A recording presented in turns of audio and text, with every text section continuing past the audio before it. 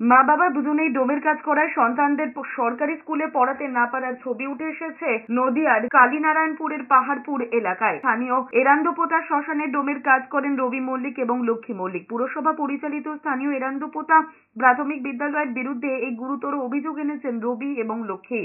তারা জানিয়েছেন তাদের দুই সন্তানের বয়স 10 এবং 5 বছর। আগে পাহাড়পুর প্রাইমারি বিদ্যালয়ে তারা পড়াশোনা করতেন। তাদের অভিযোগ, যেহেতু তারা ডোমের কাজ করেন তাই ছেলেদের পাশে ওই স্কুলের কোনো সহপাঠী বসতে চাইতো না। এদিকে রাতে শ্মশানের কাজে আসতে অসুবিধেও হতো, তাই সম্প্রতি তারা পাহাড়পুর লাগোয়া এরান্দোপোতায় চলে এসেছেন। অভিযোগ, ছেলেদেরকে এরান্দোপোতা স্কুলে ভর্তি করতে গিয়েছিলেন, কিন্তু তারা যেহেতু ডোম তাই তাদের ছেলেদের স্কুলে ভর্তি নেওয়া হয়নি। বিষয়টি প্রকাশ্যে আসতেই স্থানীয় বিডিও জয়দেব মণ্ডল বলেছেন, অভিযোগটি অত্যন্ত গুরুতর। অভিযোগ প্রমাণিত হলে সংশ্লিষ্ট স্কুলের বিরুদ্ধে পদক্ষেপ করা হবে। ছোট জাত আমার ছেলে ডোম, তাই স্কুলে নিচ্ছে না।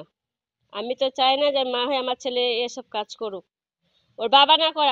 আমি তো চাইনি, কেন আমার ওটা ছেলে, আমি আমি চাইনি আমার ছেলে এসব কাজ করে শ্মশানে। বলেছি, অনেক লোককে বলেছি, ভালো ভালো লোককে বলেছি, কিন্তু আমার ছেলেকে কেউ নিচ্ছে না।